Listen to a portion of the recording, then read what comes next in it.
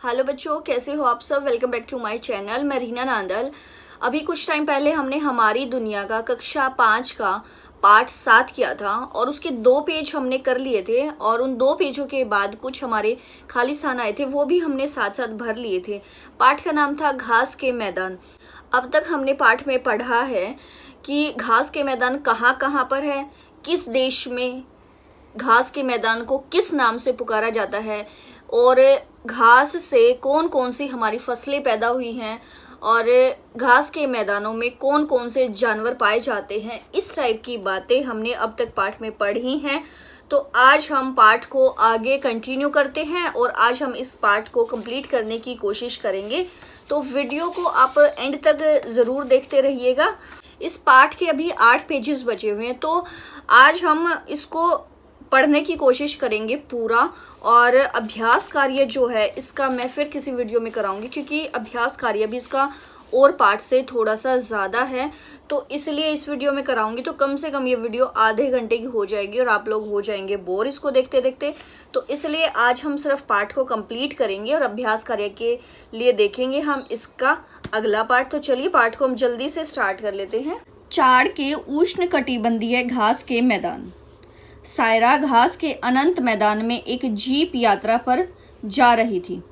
उसके गले में दूरबीन लटकी थी जो सायरा ने दिल्ली में एक क्विज प्रतियोगिता में जीती थी। ये खाली स्थान तक हमने कर लिया था पिछली वीडियो में, तो अब हम पढ़ेंगे इसके आगे। शेरों का समूह या जेबरों के झुंड देखने के विचार से सायरा उतावली हो रही थी। जानवरों को देखना आसान न था क्योंकि घास लगभग 4 फुट ऊंची थी, यानी कि 4 फुट जितनी तुम्हारी हाइट होगी लगभग उतनी ऊंची घास थी, तो जानवर तो उसमें छिप जाएंगे अधिकतर। घास हरी थी। यह जून का माह था और बारिश से पश्चिमी अफ्रीका के 4 देश के सामान्यतः भूरे रहने वाले घास के मैदान हरे भरे हो गए थे।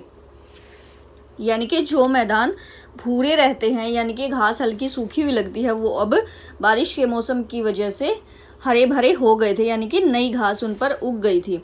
सायरा के गाइड ने एक अकासिया बबूल के पेड़ की तरफ इशारा किया। जैसे ही जीप की गति धीमी हुई, सायरा का दिल तेजी से धड़कने लगा। वृक्ष की छाया में 4 शेर लेटे हुए थे। देखिए यहाँ पे शेर की फोटो भी दी हुई है जो वृक्ष की छाया में लेटे हुए थे। तो 4 शेर देखकर तो आप डर जाएंगे ना। नींद में बेहोश शेरों को इस बात की बिल्कुल भी परवाह न थी कि उनको इतने लोग घूर रहे हैं, यानी कि जो शेर थे वो बहुत ही गहरी नींद में सोए हुए थे और उनको इस बात का पता ही नहीं था कि कोई उन्हें देख भी रहा है। गार्ड ने समझाया कि शेरों ने कुछ समय पहले हिरन का आहार किया था और इसलिए सुस्ता रहे थे। सुस्ताना मतलब होता है रेस्ट करना। उनके पेट इतने भरे थे कि अगले 2 या 3 दिनों तक शेरों को शिकार तलाशने की ज़रूरत नहीं थी। यानी शेर एक बार भर पेट खाना खाने के बाद 2-3 दिन तक उसी खाने से काम चला सकते हैं। जब वे आगे बढ़े तो जिब्राओं और हिरणों का समूह गुजर रहा था और इनके बड़े बड़े झुंड हरी भरी घास पर आराम से चर रहे थे। गाइड ने कहा कि घास खाने वाले या शाकाहारी जानवर मांसाहारी जानवर से बचने के लिए झुंड में चलते हैं, यानी कि जो घास खाते हैं वो झुंड में चलते हैं और मांसाहारी जानवर जनरली अकेले रहते हैं। जो शाकाहारी जानवर है, घास खाने वाले जानवर हैं, वो खुद को बचाने के लिए झुंड में रहते हैं ताकि कोई मांसाहारी जानवर उन पर अटैक करे तो वो मिलजुल कर एक दूसरे को बचा पाए। पास ही कुछ जिराफ इन इक्का दुक्का पेड़ों के पत्ते चबा रहे थे जो उस विशाल घास भूमि में दिखाई दे रहे थे। जिराफ बहुत ऊंचा होता है ना, उसकी लंबाई बहुत ज़्यादा होती है, तो वो घास भूमि में आराम से दिखाई दे रहे थे जो कि पेड़ों के पत्ते चबा रहे थे। सवाना के जानवर पौधों के भिन्न भिन्न भागों को खाते हैं। सवाना के घास भूमियों में जो रहने वाले जानवर हैं वो पौधों के भिन्न भिन्न भागों को खाते हैं, यानी कि सिर्फ पत्तियां ही नहीं खाते, पौधे के दूसरे भाग को भी वे खाते हैं। जिराफ वृक्षों की ऊंची शाखाओं के पत्तों को खाते हैं। हिरन निचली शाखाओं के पत्ते खाते हैं क्योंकि हिरन हाइट में छोटे होते हैं। जेब्रा घास के ऊपरी हिस्सों को खाते हैं, घास जो उगी हुई थी ना उसका जो ऊपरी हिस्सा है उसको खाते हैं। हिरण घास के शेष तनों को खाते हैं, यानी कि घास के ऊपर वाले हिस्से को खाने के बाद जो हिस्सा बच जाता है ना उसको हिरन खा लेते हैं, यानी कि घास का जो तना बचता है उसको हिरन खाते हैं। चिंकारा घास की नई टहनियों को खाते हैं, यानी कि जो नई नई घास उगती है ना, कच्ची कच्ची घास जो होती है उनको चिंकारा खाते हैं। मिलान करो जानवरों के नाम, पौधे का खाने वाला भाग। अभी हमने यही पढ़ा है। जिराफ, जिराफ क्या खाते हैं? ऊंची शाखाओं पर लगे पत्ते, क्योंकि जिराफ की ऊंचाई ऊंची होती है। इस तरह से आप इसको याद कर सकते हैं कि जिराफ जो है ऊंची शाखाओं के पत्ते खाता है क्योंकि उसकी हाइट ज्यादा होती है। हिरन, अब हिरन की हाइट कम होती है तो वो निचली शाखाओं पर लगे पत्तों को खाते हैं। जेब्रा, जेब्रा क्या खाता है? घास का ऊपरी हिस्सा।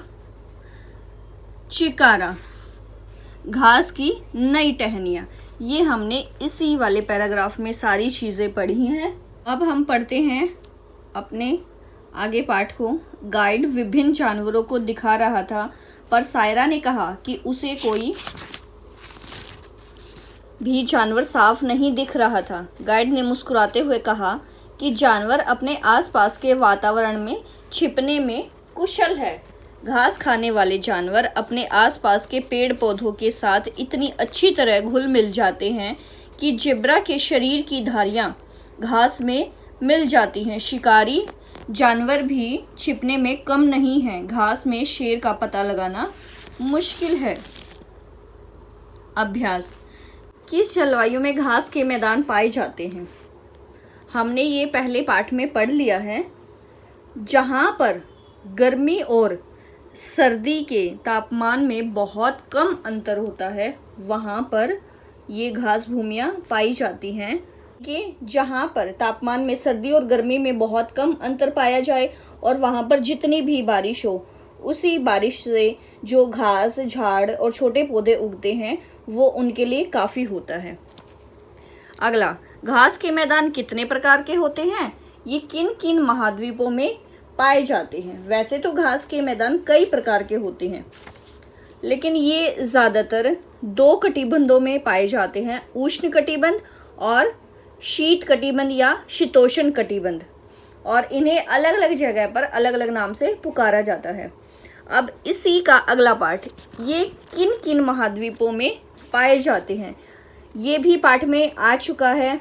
ये घास भूमियाँ एशिया, अफ्रीका, उत्तरी अमेरिका, दक्षिणी अमेरिका और ऑस्ट्रेलिया के महाद्वीपों में पाई जाती हैं।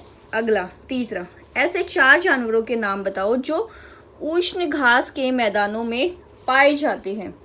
उष्ण घास के मैदानों में पाए जाने वाले जानवरों के नाम हैं शेर, हिरन, जिराफ और चिंकारा। ये हमने अभी अभी पढ़ा है, मतलब ये सारे जानवर हमारे पाठ में अभी अभी आए थे तो वही मैंने आपको बताए हैं। अभी है खालिस्तान। पहला है पश्चिमी अफ्रीका की घास भूमि को डैश कहते हैं। अगर आपने ध्यान से पाठ पढ़ा है जो मैंने पिछली वीडियो में कराया था उसमें यहाँ पर सभी के नाम दिए गए हैं कि किन घास भूमियों को क्या क्या कहा जाता है। पश्चिमी अफ्रीका की घास भूमि को क्या कहा जाता है? अफ्रीका के सवाना, यानी कि अफ्रीका की भूमि को कहा जाता है सवाना। अब मैं अगला दिखाती हूँ, अगला भी इसी में से मिलेगा हमें। घास के मैदान डैश कटिबंध में पाए जाते हैं, उष्ण कटिबंध और शीतोष्ण कटिबंध। तीसरा, घास खाने वाले जानवरों के रंग अपने आसपास के डैश से होते हैं। ये भी अभी लास्ट वाले पैराग्राफ में हमने पढ़ा था। आसपास के पेड़ पौधों के साथ इतनी अच्छी तरह घुल मिल जाते हैं कि जेब्रा के शरीर की धारियां घास में मिल जाती हैं। तो अपने आसपास के पेड़ पौधों, यहाँ पे आएगा पेड़ पौधों, आसपास के पेड़ पौधों जैसे होते हैं। तो ये हमारे प्रश्न उत्तर और खालिस्तान हो चुके हैं। अब हम चलते हैं पाठ में आगे। आओ देखें। संयुक्त राज्य अमेरिका के प्रेयरी। कमलजीत अपने पिता के गेहूं के खेतों के बीच खड़ी थी। यह खेत पंजाब के रोपड़ जिले में थे।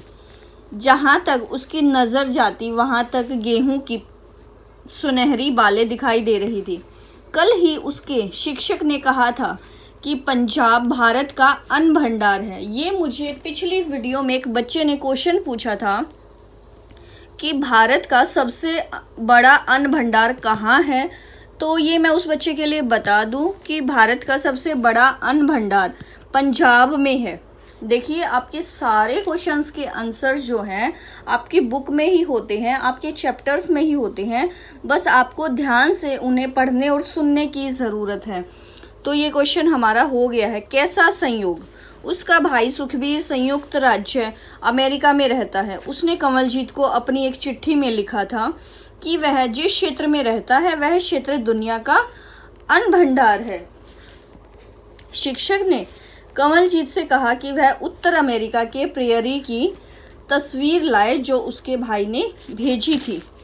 अगले दिन कमलजीत ने अपने भाई की भेजी हुई तस्वीरें कक्षा के बोर्ड पर लगाई। फिर उसने अपने भाई की चिट्ठी पढ़कर सुनाई। प्यारी बहन, मैंने सोचा था कि लोहड़ी की ठंड से बढ़कर कोई ठंड नहीं हो सकती है, परंतु संयुक्त राज्य अमेरिका के मध्य पश्चिमी भाग में उससे कहीं ज़्यादा ठंड है। दिसंबर में खेत बर्फ से ढके रहते हैं। बसंत में जब बर्फ पिघलती है तो किसान बीज बोते हैं। गर्मी खत्म होने तक गेहूं की फसल कटने को तैयार हो जाती है। यहाँ पर गर्मी तो होती है पर भारत की तरह नहीं। हमारे पंजाब के विपरीत यहाँ पेड़ ना के बराबर हैं। यहाँ के खेत हमारे खेतों की तुलना में कहीं ज़्यादा बड़े होते हैं। इन बड़े बड़े खेतों के बीच में मकानों की एक छोटी बस्ती है जहाँ किसान अपने परिवार और कुछ मजदूरों के साथ रहता है जो उनकी सहायता करते हैं। उसके मकान के समीप पशुओं के लिए मवेशी घर होते हैं। अब फिर से हमारे प्रश्न उत्तर आ गए हैं। भारत का कौन सा राज्य अन्न का भंडार है? हमने इसका उत्तर अभी बताया था।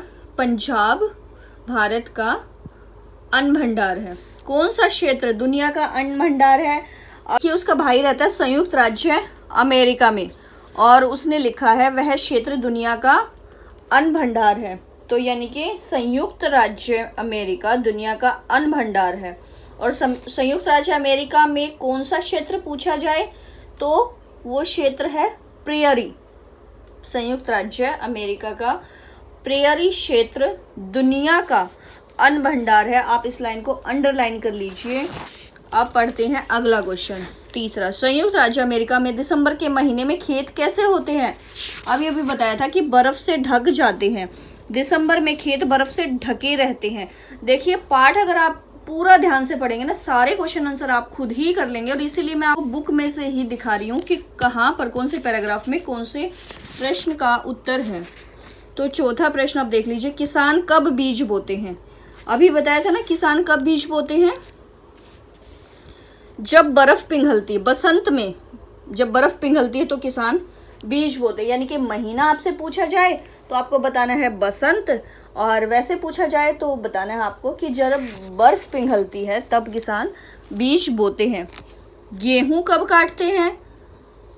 अभी ये बताया था गर्मी खत्म होने तक गेहूं की फसल कटने को तैयार हो जाती है। यानी कि गेहूं काटते हैं गर्मी में। अब अगला, मवेशी घर किसे कहते हैं? मवेशी बोला जाता है जानवरों को। जो पालतू जानवर हम घर में रखते हैं ना, उनको मवेशी बोला जाता है। तो पालतू जानवरों को हम कहाँ रखते हैं? और ये अमेरिका के लोग भी कहाँ रखते हैं? घरों में ही। अभी बताया था ना कि जो उनकी खेत होते हैं वो बड़े बड़े होते हैं और उन्हीं के बीच में वो एक छोटी सी बस्ती बसा लेते हैं। उसी में किसान खुद रहता है और उनके हेल्पर्स रहते हैं, यानी कि जो खेत में उनकी हेल्प करते हैं मजदूर, और उन्हीं में साइड में वे मवेशी घर बना लेते हैं। तो ये सभी इस क्वेश्चन में आपको लिख देना है। और मवेशी घर कहते हैं पशुओं के लिए बनाए गए घर को। चलिए अब आगे पढ़ लेते हैं। इन खेतों का आकार देखकर मैंने पहले सोचा कि सैकड़ों मजदूर इन खेतों में कार्य करते होंगे, परंतु जुताई, बुआई, कटाई आदि ट्रैक्टर और कंबाइन हार्वेस्टर जैसी मशीनों द्वारा की जाती है। ये कंबाइंस और हार्वेस्टर, ये मशीनों के नाम हैं जो कि खेती करने में काम आते हैं, हेल्प करते हैं। ये आपने देखी भी होंगी, जो बच्चे गांव के हैं उन्होंने ये मशीनें देखी भी होंगी। जैसी मशीनों द्वारा की जाती हैं। मशीनें बड़े बड़े डिब्बों में अनाज भरती हैं। डिब्बे भवनों जितने ऊंचे होते हैं, यानी कि घरों की ऊंचाई जितने जितने डिब्बे होते हैं जिनमें अनाज भरा जाता है, इन्हें कहा जाता है। जिस काम को पूरा करने में कई दिन लग सकते हैं, मशीनें इस काम को कुछ ही घंटों में पूरा कर देती हैं। आज प्रेयरी में किसान गेहूं, जौ, राई, गन्ना और मक्का उगाते हैं। यहाँ उत्पादित गेहूं अन्य देशों को निर्यात भी किया जाता है। निर्यात करना मतलब दूसरे देशों में उसको भेजना, और आयात करना होता है दूसरे देशों से किसी चीज़ को मंगाना। पश्चिमी प्रेयरी के पहाड़ी इलाके में मिट्टी मोटी और कम उपजाऊ है। वहाँ की मिट्टी के बारे में अब बताया गया है कि वहाँ की मिट्टी जो है मोटी है और कम उपजाऊ है, यानी कि वहाँ पे फसलें कम होती होंगी, वर्षा भी कम होती है। कुछ किसान आलू उगाते हैं, अन्य किसान खुली घास भूमि में मवेशी पालते हैं। इन्हें रेंच कहते हैं, यानी कि जहाँ की मिट्टी कम उपजाऊ है, जहाँ वर्षा कम होती है, वहाँ पर किसान कुछ आलू उगा लेते हैं और कुछ खुली जगह में पशुओं को पशुपालन करते हैं, तो इन्हें रेंच कहते हैं। इस तरह की भूमि को रेंच कहते हैं। मवेशियों का पालन ज़्यादातर मांस के लिए किया जाता है, जिसका यूरोप को भी निर्यात किया जाता है, यानी कि वहाँ से मांस का निर्यात यूरोप के लिए भी किया जाता है, यानी कि यूरोप में मांस भेजा जाता है वहाँ से। इस पश्चिमी प्रेयरी में बड़े डेयरी फार्म एक विशेषता है, यानी कि बड़े बड़े डेयरी फार्म हैं जहाँ पर बहुत सारे दूध देने वाले पशु रहते होंगे। यहाँ मवेशी इतनी संख्या में पाले जाते हैं कि दूध दोहने का काम भी मशीनों द्वारा किया जाता है, यानी कि वहाँ पर दूध देने वाले पशु इतनी ज़्यादा मात्रा में हैं कि दूध निकालने का काम मशीनों द्वारा होता है। इंडिया में तो ज़्यादातर जानवरों का दूध इंसान ही निकालते हैं, लेकिन वहाँ पर मशीनों द्वारा निकाला जाता है। ये देखिए फ़ोटो दी गई है और मशीनों के द्वारा दूध निकाला जा रहा है। छुट्टियाँ होने पर यहाँ आ जाओ, मैं तुम्हारा इंतज़ार कर रहा हूँ, तब तुम स्वयं यहाँ के विशाल प्रेयरी को देख सकती हो।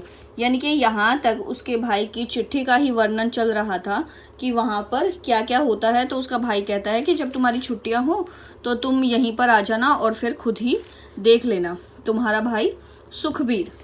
अब उसकी चिट्ठी खत्म हो चुकी है। उसके आगे है रिक्त स्थान। पहला, संयुक्त राज्य अमेरिका में जुताई, बुआई और कटाई डैश जैसी मशीनों द्वारा की जाती हैं। अभी मशीनों के नाम आए थे ना बीच में, मैंने बताया था आपको, तो उन्हीं मशीनों के नाम लिखने हैं, ट्रैक्टर और कंबाइन। ट्रैक्टर और कंबाइन। दूसरा, प्रेयरी के किसान गेहूं डैश डैश और मक्का उगाते हैं। क्या क्या उगाते हैं? अभी आया था ना, गेहूं, जौ, राई, गन्ना और मक्का। इन सब के नाम आपने लिख देने हैं। पश्चिमी प्रेयरी के पहाड़ी इलाके में मिट्टी डैश और डैश उपजाऊ है। कैसी थी मिट्टी? अभी बताया था मैंने, मोटी और कम है, यानी कि कम उपजाऊ है, मोटी है और कम उपजाऊ है। चौथा, मवेशियों का दूध डैश से दोहते हैं, मशीनों द्वारा या मशीनों से। मज़े की बात, मंगोलिया का स्टेपीज। मंगोलिया के वृक्षहीन स्टेपीज ने हजारों वर्षों तक खानाबदोश पशुपालकों और घुड़सवारों का पोषण किया है। यहाँ बहुत तेज हवाएं चलती हैं। यह दुनिया का सबसे विशाल घास का मैदान है, जो अब भी अपने प्राकृतिक रूप में है। घुटने तक ऊंची घास करीब 2,50,000 वर्ग किलोमीटर में फैली है। यह क्षेत्रफल बांग्लादेश से 2 गुना है। बस्तियां बहुत कम हैं। लगभग 10 लाख मंगोलियाई चिंकारा स्टेपीज में प्रवास करते हैं। कभी कभी ये 2,50,000 या उससे भी अधिक की झुंड में होते हैं। एशिया का यह अनोखा दृश्य ये देखिए, मंगोलिया का स्टेपीज का मैदान दिखा गया है और ये मवेशी हैं। तो चलिए बच्चों, आज का पाठ हमारा हो गया है खत्म और बीच में जितने भी क्वेश्चन आंसर आए, खाली स्थान आए हैं, वो सब हमने कर लिए हैं। लेकिन इसके लास्ट में भी लगभग 3-4 पेज के 5 पेज के प्रश्न उत्तर हैं, तो इनको हम करेंगे अगली वीडियो में। तो आज की वीडियो आपको कैसी लगी है कमेंट करके ज़रूर बताना। पिछली वीडियो में जो क्वेश्चंस आए थे उनके आंसर मैंने बता दिए हैं। तो वीडियो को लाइक कर देना। चैनल अगर अभी तक भी सब्सक्राइब नहीं किया है तो जल्दी से सब्सक्राइब कर लीजिए और अपने दोस्तों तक ज़रूर इन वीडियोज़ को पहुँचाएँ जिन बच्चों को ई लर्निंग के माध्यम से अभी भी सारा कुछ मटेरियल नहीं पहुंच पा रहा है। तो उनको आप ये वीडियो ज़रूर शेयर कर सकते हैं। तो चलिए आज के लिए बस इतना ही, बाय बाय।